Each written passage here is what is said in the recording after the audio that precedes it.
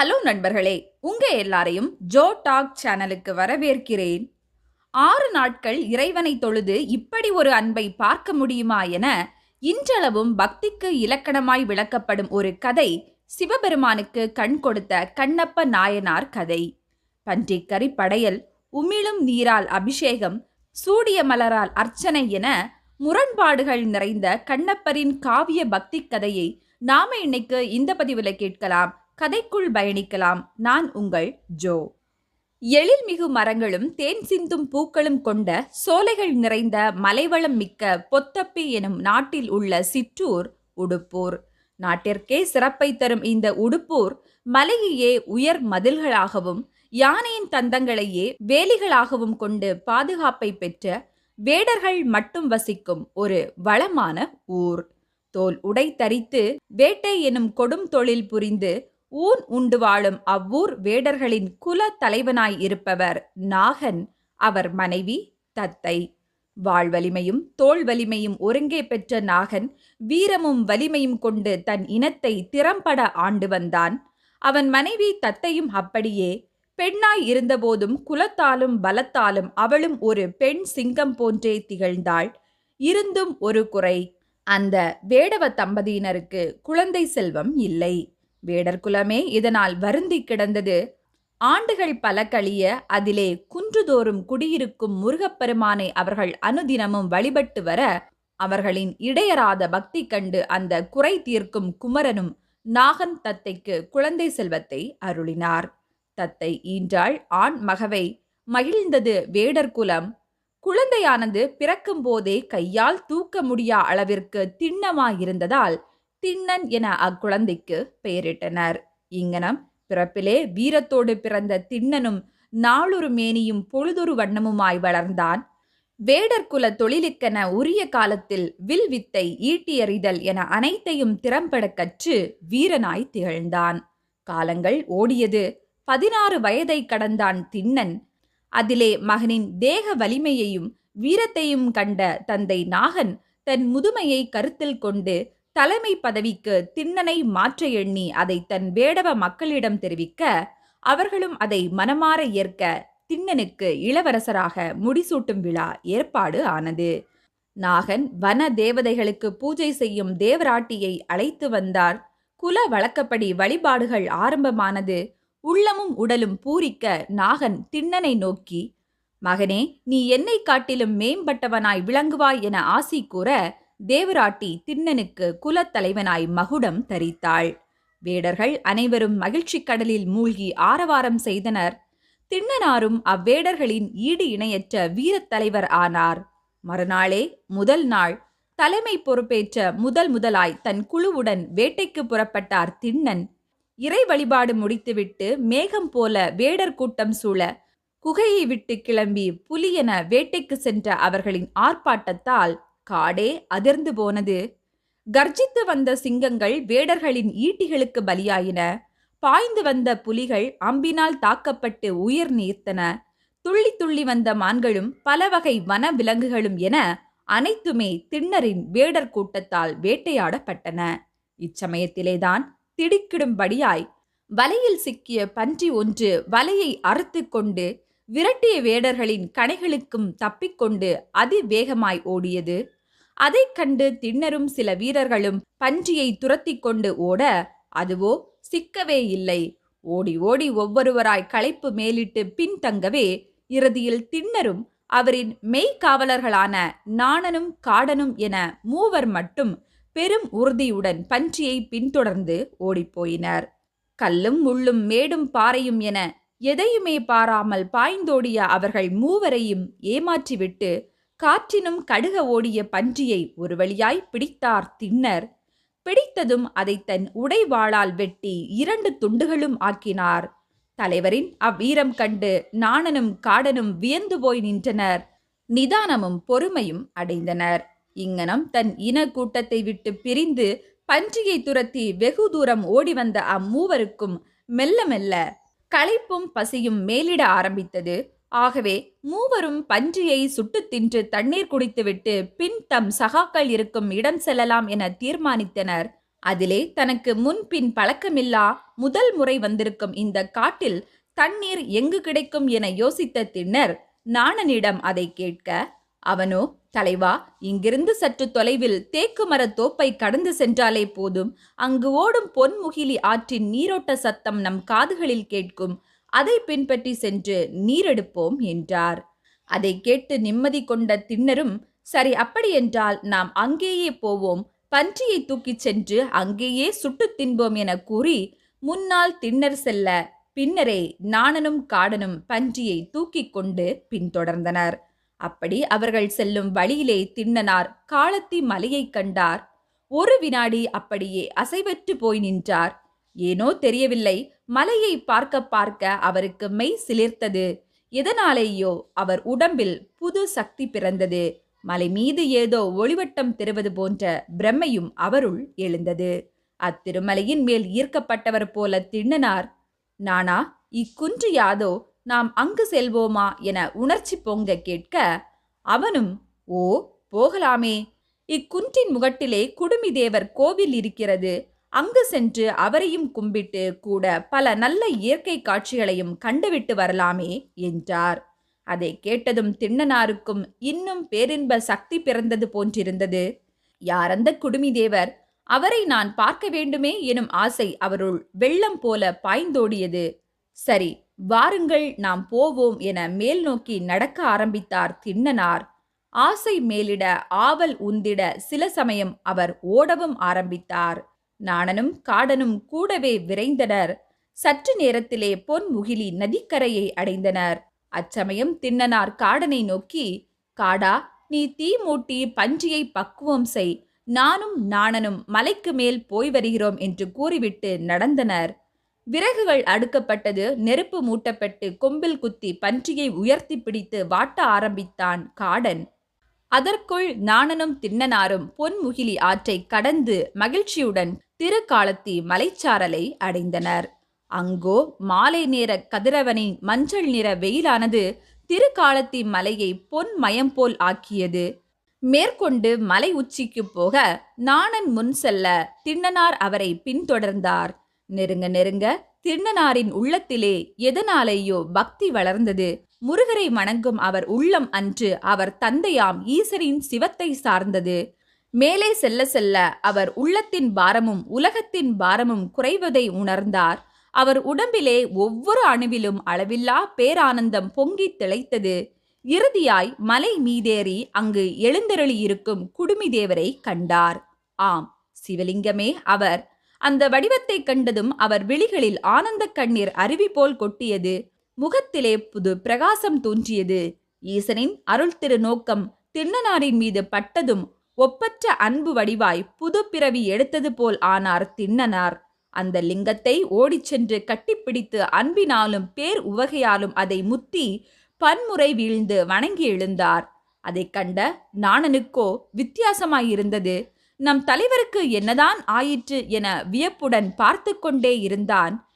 திண்ணனாரும் சிவலிங்கத்தை சுற்றி வந்து நெற்றி சிவக்க மண்ணில் வீழ்ந்து வணங்கி கிடக்க அவர் மனதிலே புது கலக்கம் ஒன்று உருவாகி போனது. வாய்விட்டு அவர், குடுமிதேவரே, கரடியும் வேங்கையும் கடும் புலியும் வாழும் இக்கானகத்தில் நீர் துணையின்றி தனித்து இருக்கிறீரே, வனவிலங்குகள் வந்து என் இறைவா உனக்கு துன்பத்தை தந்தால் என்ன செய்வது? என்னால் அக்கொடுமையை கண்டு எப்படி ஐயா பொறுமையா இருக்க முடியும் என விம்மி விம்மி அழ ஆரம்பித்தார். நாணனோ அதை கேட்டு குழம்பி போய் நின்றார். அதே வேளையில் அழும் திண்ணனாரின் கைகளில் இருந்த வில் தானாய் நழுவி நிலத்தில் விழவே அதை எடுக்க குனிந்தவர் இறைவனின் திருமேனியில் பூக்களும் பச்சிலையும் நீரும் இருப்பதைக் கண்டு, என் ஐயனாரின் திருமேனியில் இலைகளை இட்டது யாராயிருக்கும் என கேட்க, நாணனோ, தலைவா, சிறு பிராயத்தில் நான் இக்கோவிலுக்கு வரும்போது அந்தணர் ஒருவர் இக்குடுமி தேவருக்கு பச்சிலையிட்டு நீர் வார்த்து செல்வதை கண்டிருக்கிறேன். அவர்தான் இன்றும் இப்படி செய்திருப்பார் போலும் என்று நினைக்கிறேன் என்றார். அதை கேட்டு திண்ணனாரும், ஓ, இப்படித்தான் இந்த தெய்வத்தை வணங்க வேண்டும் போலும் என்று அறிந்து கொண்டு நானும் இதை செய்ய வேண்டும் என்று எண்ணி, நானா, அப்படியென்றால் நாமும் அன்போடு எதை செய்தாலும் இந்த இறைவன் ஏற்றுக்கொள்வார் போலையே என்று ஒன்றும் அறியா பாலகனைப் போல கேட்டுவிட்டு தன் மனதிலே, ஆமாம், பாவம், இவர் தனியாக அல்லவா இருக்கிறார். இறைச்சியும் தண்ணீரும் இவருக்கு கொடுப்பவர் யார்? இந்த இறைவன் எதை சாப்பிட்டார்? எதுவும் உண்ணாமல் பசியுடன் இருப்பார் போலும். நாமும் இவரை பட்டினி போட்டு விட்டோமே என புலம்பவும் துவங்கினான். சரி, நானே இவருக்கு அதை எடுத்து வந்து கொடுக்கிறேன் என எண்ணியவன் 2 அடி எடுத்து வைப்பார்.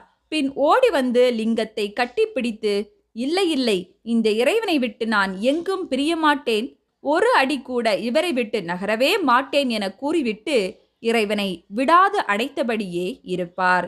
மீண்டும் இறைவனுக்கு பசிக்குமே எனும் எண்ணம் வர சில அடிகள் எடுத்து வைப்பார். மீண்டும் வந்து லிங்க திருமேனியை தழுவுவார். பின் உச்சி முகந்து பேரன்போடு விடை கொடுப்பார். மீண்டும் ஓடிச் சென்று இறைவனை கட்டி தழுவி குழந்தையைப் போல் கொஞ்சுவார். இங்கனம் பிறை சூடிய பெருமானை நினைத்து பித்தனாய் ஓடுவதும் தழுவுவதுமாய் இருக்கும் திண்ணனாரை கண்டு நாணன் உண்மையில் நம் தலைவருக்கு ஏதோ பைத்தியம்தான் பிடித்து விட்டது போலும் என்று நினைத்து பயந்து ஒதுங்கி போய் நின்று கொண்டான். இறுதியில் திண்ணனாரும் ஒருவாறு மனதை திடப்படுத்தி கொண்டு வில்லை கையில் எடுத்துக்கொண்டு திரும்பி திரும்பி பார்த்தவாறே மலையை விட்டு கீழ் இறங்கினார். அதை கண்டு குழம்பிய நாணனும் அப்படியே அவரை பின்தொடர திண்ணனாரின் கால்கள்தான் கீழே இறங்கியதை தவிர மனமோ காளத்தி மலைக்கோயில் மேலேதான் இருந்தது. பொன்முகிலி ஆற்றை கடந்து பன்றியை சுட்டு கொண்டிருக்கும் காடனை நோக்கி வந்தவர் காடன் எதிரில் வந்து வணங்கியதை கூட உணர்விற்கு பெறாமல் இறைச்சியின் அருகில் சென்று அதை பக்குவப்படுத்துவதில் தன் முழு கவனத்தையும் செலுத்தினார். அதற்குள் நாணன் காடனிடம், காடா, நம் தலைவருக்கு என்னவாயிற்று என்று தெரியவில்லை. அந்த குடுமி தேவரை உடும்பு பிடியாய் பிடித்து விட்டார். இவர் இப்போது இங்கு வந்திருப்பது கூட வீட்டிற்கு செல்வதற்காய் அல்ல, அந்த குடுமி தேவருக்கு இந்த இறைச்சியை படைக்கத்தான். இவருக்கு தெய்வ மயக்கம் தலைக்கேறி விட்டது போலும் என்றான் பரிதாபமாக. அதை கேட்ட காடனும் நிலை குலைந்து இவர் ஏன் இப்படி மாறினார் என தனக்குள் வேதனையாக மெல்ல திண்ணனாரின் அருகில் சென்று, தலைவா, நேரம் இருட்டத் துவங்குகிறது, நாம் வேண்டுமென்றால் வீட்டிற்கு திரும்புவோமா என பணிக்க, அவனின் அவ்வார்த்தைகள் எதுவுமே திண்ணரின் காதுகளில் விழவே இல்லை. மௌனமாக இருந்தார் அவர். இறைவனின் சிந்தனையில் மூழ்கிப் போயிருந்த அவருக்கு இறைச்சியை சமைப்பதிலேயே முழு கவனமும் இருந்தது. பன்றியின் நல்ல மாமிச பகுதியை தன் குறுங்கத்தியால் சிறு சிறு துண்டாய் வெட்டி அதை நெருக்கமாக அம்பிலை கோர்த்து நெருப்பில் காட்டி தக்கபடி சுட்டு அவற்றை வாயில் இட்டு சுவைத்து வாய்க்கு சுவையாயிருந்த நல்ல இறைச்சி துண்டுகளை எல்லாம் தேக்கிலை தொன்னையில் இட்டு எடுத்துக்கொண்டு பூஜைக்கு தேவையான நறு மலர்களை பறித்து ஒரு கையிலே இறைச்சி, மறு கையிலே வில்லும் வேலும். சரி, பூக்களை எப்படி கொண்டு போவது? நாம் தலையிலே வைத்து கொண்டு போவோம். அப்படியென்றால் குடுமிதேவருக்கு தண்ணீரை எப்படி கொண்டு போவது? அதை வாயிலே எடுத்து கொண்டு போவோம் என பொன்முகிலி நீரை வாய் நிறைய முகந்து கொண்டு இதயத்திலே குடுமிதேவரை நினைத்து கொண்டு கூட வந்த காடனையும் நாணனையும் மறந்து வழிபாட்டிற்கென காளத்தி மலைமுகட்டிற்கு ஓடினார் திண்ணனார். இங்கனம் கண்ணிருந்தும் குருடனாய் காதிருந்தும் செவிடனாய் சித்தம் கலங்கியவர் போல் அவர் செய்யும் செயல்களை பார்த்து காடனுக்கும் நாணனுக்கும் என்ன செய்வது என்றே புரியவில்லை. வீட்டிற்கு சென்று மூத்த தலைவர் நாகனிடமே இதை தெரிவிக்கலாம் என அவர்கள் இருவரும் விரைந்து நாடு நோக்கி பயணித்தனர். அதே வேளையில் திண்ணனார் தனியே பெருமானின் திருசன்னதியை அடைந்தார். முதல் வேளையாய் லிங்க திருமேனியில் இருந்த பச்சிலைகளை தன் காலால் அகற்றினார். பின் தன் வாயிலிருந்த பொன்முகிலி ஆற்று நீரை ஆண்டவன் மீது உமிழ்ந்தார். எல்லையில்லா அன்பை அரணார் மீது சொரிவது போல தலை மீது சுமந்து வந்த நறு மலர்களை இறைவன் மீது பொழிந்தார். கையில் கொண்டு வந்திருந்த மாமிசம் நிறைந்த தொன்னையை தெய்வத்தின் முன்னிலே பயபக்தியோடு வைத்து அந்த மறை முதல்வனை நோக்கி, ஐயனே, இந்த இறைச்சியை அம்பிலே கோர்த்து நன்றாய் நெருப்பிலிட்டு பதமாய் சமைத்து அதை நானே என் நாவால் சுவைத்து பார்த்து சுவையானதை தங்களுக்கு கொண்டு வந்துள்ளேன்.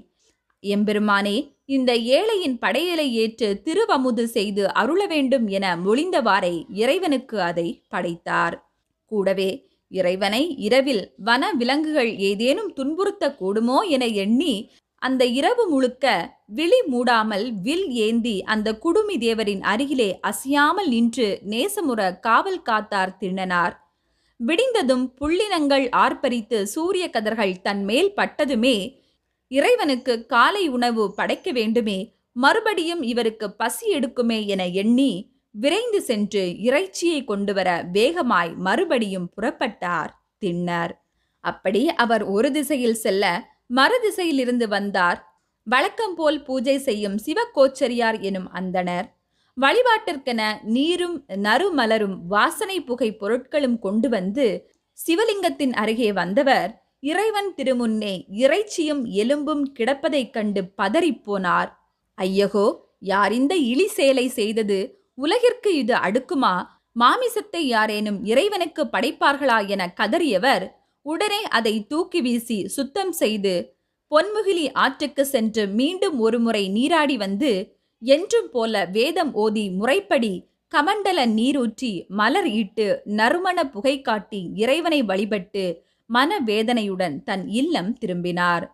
அவர் சென்ற சில நாளிகையில் திண்ணனாரும் மான், பன்றி, சிங்கம் என பலவற்றை வேட்டையாடி முந்தைய நாள் போல அதை வெட்டி அம்பில் கோர்த்து வாட்டி சுவைத்து தொன்னையில் சேர்த்து இன்னும் சுவையாய் இருக்க வேண்டும் என அதிலே தேன் ஊற்றி தலையில் மலரையும் வாயில் நீரையும் எடுத்துக்கொண்டு அந்த குடுமி தேவரை காண வந்தார். அங்கோ ஏற்கனவே சிவகேச்சாரியார் இட்டு சென்ற பூவும் இலையும் இருந்தது.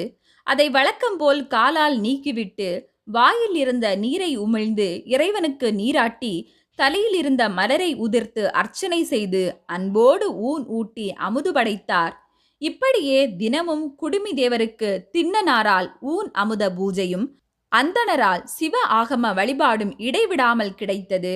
இதற்கிடையில் நாட்டில் காடனும் நாணனும் திண்ணனாரின் நிலை பற்றி தந்தை நாகனிடம் விளக்க, அவர் மகனுக்கு ஏதோ ஆபத்து நேர்ந்துவிட்டது என அஞ்சி தேவராட்டியையும் தாய் தத்தையையும் அழைத்து கொண்டு காளத்தி மலை நோக்கி புறப்பட்டார். அங்கு சாமி பைத்தியம் பிடித்தவர் போல் விழி மூடாமல் லிங்கத்தை பாதுகாக்கும் மகனைக் கண்டு பெற்றோர் இருவரும் பல வகைகளிலும் பேசி தங்களுடன் நாட்டிற்கு அழைத்து செல்ல முயன்றனர். முடியவில்லை. தேவராட்டியும் முயன்று பார்த்தாள், தோற்றாள். இறைவனது கருணை கடலில் கட்டுண்டு கிடக்கும் திண்ணனாரை பழைய நிலைக்கு கொண்டு வருவது என்பது இயலாத காரியம் என்பதை உணர்ந்த அம்மூவரும் வருத்தத்துடன் வந்த வழியே திரும்பினார்கள். அதே வேளையில் குடுமி தேவருக்கு வேட வழிபாடும் வேதிய வழிபாடும் தொடர்ந்து 4 நாட்களாய் கிடைத்து வர 5ஆம் நாள் வந்ததும் அன்றும் வழக்கம் போல் விடி காலையில் திண்ணர் சென்ற சற்று நேரத்திற்கெல்லாம் பூஜை செய்ய வந்த சிவகேச்சாரியார் அன்றும் இறைச்சி துண்டுகள் தரையில் கிடப்பதை பார்த்து இறைவனை நோக்கி மனம் தாங்காமல், எம்பிரானே, அப்பனே, இந்த அபச்சார செயலை செய்வது யார்? தினமும் தவறாது உம்முன் இந்த மாமிசத்தை வாரி இறைத்து மாசுபடுத்துவது யார்? தேவரே, தாம் திருவுள்ளம் கனிந்து இத்தகைய கொடுமையை புரிபவனை தடுத்து உம்மையும் எம்மையும் காத்து கொள்ளக்கூடாதா என மனம் உருக பிரார்த்தனை செய்தார். பின் வழக்கம் போல் அதையெல்லாம் அகற்றிவிட்டு வழிபாட்டை முடித்து கொண்டு வீட்டிற்கு செல்ல அன்றிரவு அவரது கனவிலே செஞ்சுடர் வடிவிலே எழுந்தருளினார் சிவபெருமான். அவர், பக்தா, என்னை இழிவுபடுத்துவதற்கென யாரோ மாமிசம் படைக்கிறார்கள் என எண்ணாதே. வேடன் ஒருவன் எனக்கு அன்பு என்னும் வடிவம் கொண்டு இன்பப் பெருக்கை தினமும் தருகிறான். அவன் அறியாமையால் காலால் என்னை தீண்டும் போது ஒரு மழலையின் சேவடிகள் தடவிச் செல்வதாய் உணர்கிறேன். அளவில்லா பக்தியால் அவன் உமிழும் நீர் கங்கை காவிரி தீர்த்தத்தால் நான் பெறும் நீராட்டை விட உயர்ந்தது. உயிருக்கு உயிரான அன்பால் அவன் தலையில் இருந்து உதிர்க்கும் மலர் தேவாதி தேவர்கள் எனக்கிடும் பாரிஜாத மலரை விட உயர்ந்தது. அவன் ஆசையாய் ஊட்டும் இறைச்சி வேத வேள்வியில் கிட்டும் அவிர்பாகத்தை விட உன்னதமானது. அவன் என்னிடம் பேசும் அக்கறை மொழிகளோ முனிவர்கள் ஓதும் சோஸ்திர நாமங்களை விட பெரியது. கலங்காதே, வேடன் செய்யும் செயல்கள் எனக்கு இன்பமானதே. நாளை அவனின் உண்மையான பக்தியை நேரே உனக்கே நான் சோதித்து காட்டுகிறேன் என கூறிவிட்டு மறைந்தார். கனவு முடிய எழுந்தவருக்கு அது நிஜம் போலவே தோன்றியது. கண்களில் ஆனந்த கண்ணீர் வழிந்தது. அவருக்கு இனி உறக்கம் எப்படி வரும்? கனவில் கண்ட பெருமானின் தோற்றத்தை நினைத்து நினைத்து விடிவதற்கு வரை காத்திருந்தார் அந்தணர். விடிந்ததும் பூஜை செய்ய புறப்பட்டார். அன்றே 6ஆம் நாள்.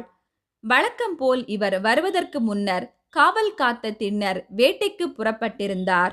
அந்தணர் வந்தார், சுத்தம் செய்தார், மலர் சூட்டி வேத வழிபாடுகளை முடித்துவிட்டு வீட்டிற்கு செல்லாமல் மறைந்து போய் நின்று கொண்டு வேடனின் வருகைக்கும் ஈசனின் திருவிளையாடலுக்கும் காத்து கொண்டிருந்தார். வந்தான் திண்ணன் தொன்னையில் இறைச்சியுடன். வரும் வழி முழுக்க அபசகுனங்கள் பல தோன்றியது அவனுக்கு. சிவனுக்கு ஏதேனும் ஆயிற்றோ என அஞ்சியே அன்று ஓடோடி வந்திருந்தான். அங்கோ சிவபெருமான் ஒரு அற்புத திருவிளையாட்டை தொடங்கி போயிருந்தார். எம்பெருமானின் சிவலிங்க திருமேனியின் வலது கண்ணில் இருந்து இரத்தம் வழிவதைப் போல் காட்டினார். அதை கண்டு சித்தம் கலங்கி போன திண்ணனின் வாயிலிருந்த பொன்முகிலி ஆற்று நீர் கீழே வழிந்தது. வில்லும் வேலும் நழுவி போனது. கையில் இருந்த ஊன் அமுதும் தவறி வீழ்ந்தது. அவர், கொடுமிதேவரே, உமக்கு என்னவாயிற்று? கண்ணில் ஏன் இந்த இரத்த கண்ணீர் என கூறி பதை பதைத்தார். நடுநடுங்கி போனார். ஓடிச் சென்று அதை துடைக்க குருதியோ நின்ற பாடில்லை. செய்வது அறியாது மதி இழந்து தரையில் விழுந்தவர் மீண்டும் எழுந்து எம்பெருமானுக்கு இக்கொடும் செயலை செய்தது யாரோ என புலம்பி அழுது ஓடிச் சென்று இரத்தம் வரும் பகுதியை அழித்து பிடித்தார். இருந்தும் அவர் கையையும் பீறிட்டு இரத்தம் பாய்ந்தது. உடல் நடுங்கியவர், யாராயிருந்தாலும் எந்த விலங்கினமாயிருந்தாலும் என் தெய்வத்திற்கு இப்படி கொடுமை செய்தவர்களை விடவே மாட்டேன், பழி வாங்கியே தீருவேன் என வில்லையும் அம்பையும் கோபத்துடன் எடுத்துக்கொண்டு நெடுந்தூரம் யாராயிருக்கும் என தேடி அலைந்தார். ஆனால் எவருமே எதுவுமே அவர் கண்களுக்கு படவில்லை. சோர்ந்து போனவர் சற்றே சித்தி பெற்று வேடர்கள் மூலிகைகளை கொண்டு புண்ணை ஆற்றுவதை நினைத்து உடனே மலை அடிவாரம் சென்று தனக்கு தெரிந்த மூலிகைகளை பறித்து வந்து அப்பச்சிலை சாற்றை பிழிந்து சிவலிங்கத்தின் கண்களில் ஊற்றினார். இருந்தும் பெருகி வரும் இரத்தம் நிற்கவில்லை. நொந்து போன அவர் ஆன்றோர்களின் வாக்காம் ஊனிற்கு ஊனிட வேண்டும் என்பதை நினைத்து கொண்டு, எம்பெருமானின் விழிக்கு நேர்ந்த விபத்தை தீர்க்க என் விழியில் ஒன்றை நோண்டி எடுத்து இரத்தம் சிந்தும் இறைவனின் திருவிழிகளில் வைப்போம் என நினைத்து கொண்டு சற்றும் தாமதியாமல் தன் கூரிய அம்பை எடுத்து தன் வலக்கண்ணை நோண்டி அதை காலத்தி குடுமிதேவரின் இரத்தம் வழியும் வலக்கண்ணிலே ஆப்பினார். இரத்தம் வழிவது நின்றது. திண்ணரின் கண்களில் இரத்தம் வழிந்தது. அந்த வேதனை பற்றி அவர் சற்றும் வருந்தவில்லை. பரமனின் கண்கள் என்னால் குணம் பெற்றதே என தன் தோளை தட்டிக்கொண்டு மகிழ்ந்தார் திண்ணர். அதே வேளையில் மறுகணமே சிவலிங்கத்தின் இடது கண்ணிலிருந்து இரத்தமானது பெருக்கெடுத்து ஓட துவங்கியது. அச்சமயம் கதறவில்லை திண்ணனார். இம்முறை பச்சிலை தேடி அவர் ஓடவில்லை. அதுதான் கண்ணிற்கு கண் என மருந்தானது கையில் இருக்கிறதே, நம் மறு கண்ணையும் நோண்டி வைத்துவிட்டால் இரத்தம் வழிவது நின்றுவிடப் போகிறது என முடிவெடுத்தவர் சமயோஜிதமாக நம் மறுக்கண்ணையும் எடுத்துவிட்டால் இறைவனின் திருக்கண் இருக்கும் இடம் தெரியாமல் போய்விடுமே என்று நினைத்து தனது காலை இறைவனின் குருதி வடியும் இடக்கண்ணின் அருகே பலமாய் ஊன்றி குறித்துவிட்டு அம்பை எடுத்து தன் அன்பின் பெருக்கால் அந்த அப்பனை இறுதியாய் ஒருமுறை பார்த்து, இந்த கண்ணையும் எடுத்துவிட்டு இறைவனுக்கு கொடுத்து விட்டால் இனி இந்த ஜென்மத்தில் இவரை மறுபடியும் பார்க்க முடியாதே என மனதார மனமுருக முழுமையாய் ஒருமுறை அவரை பார்த்துவிட்டு அம்பை எடுத்தார். இடக்கண்ணை நோண்ட போனார். அதை கண்டு அந்த காலத்தி ஈசனுக்கு தன் பக்தனை இனியும் சோதிக்க மனம் வரவில்லை. அவர் திண்ணனாரை தன் கரத்தால் தடுத்தார். நிற்க கண்ணப்பா, கண்ணப்புவதை நிறுத்துக என தன் அமுத வாக்கால் திருவாய் மலர்ந்த சிவபெருமான் அவன் மற்றொரு கண்ணையும் நோண்டும் முன் அவரை தடுத்தார். அதை கண்டு தேவர்கள் மலர் மாறி பொழிந்தனர். தந்துதுபிகள் முழங்கின. அப்படி இறைவன் திருவருளால் இழந்த கண்களை மீண்டும் பெற்றார் திண்ணர். அவரிடம் சிவபெருமான், எனக்கு கண் கொடுத்த கண்ணப்பா, இனி நீ என் வலப்பக்கத்திலே நிற்பாயாக என கூறி திருவருள் புரிந்து அவருக்கு முக்தி கொடுத்து மறைந்தார். அன்றிலிருந்து திண்ணனார் கண்ணப்பன் ஆனார். இப்படி இந்நிகழ்ச்சிகள் அனைத்தையும் மறைந்திருந்து பார்த்த அந்த சிவகேச்சாரியார் திண்ணனாரின் பக்திக்கு தலை வணங்கினார். நான் என் ஆயுள் எல்லாம் அரணாரை வழிபட்டேன். என்னால் அவர் அருளை பெற முடியவில்லை. ஆனால் 6 நாட்கள் பூஜை செய்து இந்த திண்ணனார் ஆண்டவனின் அருகிருக்கும் இன்பப் பெற்றை பெற்றாரே. இதற்கு காரணம் உண்மையான அன்பே. அன்பில்லாமல் வழிபட்டால் இறைவனின் அருளை பெற முடியாது, ஒரு காரியமும் நடக்காது. இம்மையில் முக்தி பெற இனிமேல் காலத்து தேவரோடு இந்த கண் கொடுத்த அப்பரையும் நான் சேர்த்து வழிபடுவதே சிறந்தது என உறுதி பூண்டார். நிலத்தில் வீழ்ந்து அவர்கள் இருவரையும் வணங்கினார். இதுவே பரமனுக்கு கண் கொடுத்து பக்திக்கு கண்ணாய் விளங்கிய திண்ணர் எனும் கண்ணப்பரின் கதை. இங்கு திண்ணனார் முதலில் லிங்கத்தை கண்டவுடன் அதன் வரலாற்றையோ வழிபடும் முறையையோ அறியவில்லை. அவரை அது ஈர்த்தது, கும்பிட்டார், அவ்வளவுதான். தனக்கு பசிப்பது போல இவருக்கும் பசிக்குமே, நான் உண்பது மாமிசம், எனக்கு தெரிந்த உணவு இறைச்சி, அதைத்தான் இவரும் உண்பார் போலும் என்று எண்ணிக்கொண்டு தான் சுவைத்து அதில் சிறந்ததை இறைவனுக்கு படைத்தார். அவரையும் உயிர் உள்ளவராய் கருதி வன விலங்குகளிடமிருந்து பாதுகாக்க காவல் காத்தார். லிங்கத்திற்கே இனி நாம் தான் என பாவித்தார், பாசம் காண்பித்தார். அதற்கென தன் கண்ணையும் பிடுங்கி கொடுத்தார். இப்படி அன்புடன் பக்தியையும் கலந்து கொடுத்ததால் 6 நாட்களில் இறைவனின் திருவருளை பெற்றார். ஆக அன்பும் பக்தியும் இணைந்தால்தான் இறைவனின் திருவருளை பெற முடியும் என்பதற்கு இவரின் இக்கதை ஒரு எடுத்துக்காட்டு. நாமும் அப்படியே அன்புடனும் பக்தியுடனும் அந்த இறைவனை வழிபடுவோம், வாழ்வில் வளம் பெறுவோம். ஓகே நண்பர்களே, நாம இன்னைக்கு இந்த பகுதியில கண்ணப்ப நாயனாரின் திருக்கதையை கேட்டோம்.